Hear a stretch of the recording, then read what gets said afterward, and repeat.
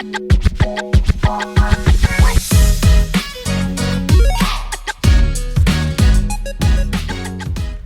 everybody, and welcome back to another short mini-series with Process Pat. This week I am going to take you through a concept or a lesson learned that took me a long time to recognize throughout my career, just based off of my own experiences. And once you learn it, it becomes a real game changer in your ability to coach. Now, coaching is a skill set that can benefit anybody in any industry, with any title or within any role. It's not just for the Scrum Masters. It's not just for the RTEs and the arts. It's not just for the Enterprise Agile coach. This can be applied literally to any role or any skill set that exists out there today. It will benefit a manager and the people that they manage. It'll benefit executives and their ability to coach those around them. It'll benefit an engineer or a product owner, a product manager.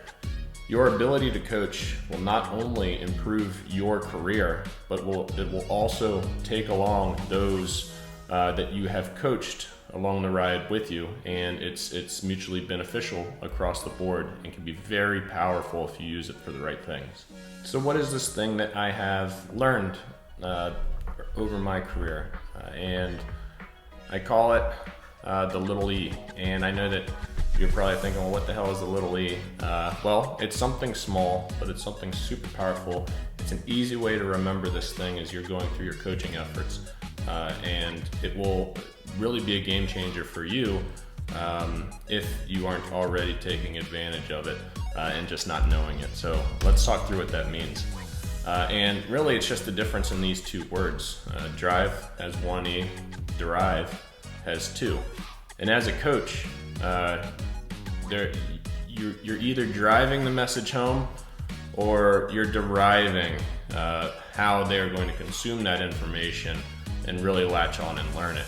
A coach that drives is somebody that a lot of the times will bring the answer to the people. A lot of this could be formal training with an instructor-led type of a course. But it could just be in your one-on-one coaching and training, showing them how to do a certain thing, telling them how it should be done, and then working with them to get towards that end state, versus a coach that derives an outcome for the people that they are coaching. It's much more powerful. And a good example of this is that if you're working with a customer and you're a product owner or product manager, and you want to understand how to build out your strategy and your roadmap, if you derive an outcome versus talk about the features, you are going to be much more successful. And what do I mean by that? I'll give you just a really basic example. A lot of times, product managers, product owners will sit down with customers. You'll talk about specific features that you think will drive a specific outcome. And at the end of the day, you'll walk away from the conversation both thinking that you are aligned with the same feature sets that they want and that you are going to build. But most of the time, it's a false sense of security here, and you end up building something that they were not expecting, versus you working with the customer to ask the right questions and facilitate in a way that will derive the outcomes that they want to experience. So put the feature sets aside, but if you talk through and coach them to help them understand the outcomes that they want to achieve, maybe it's, hey, this is too complex and all we really want to do is simplify, and then the product would be perfect.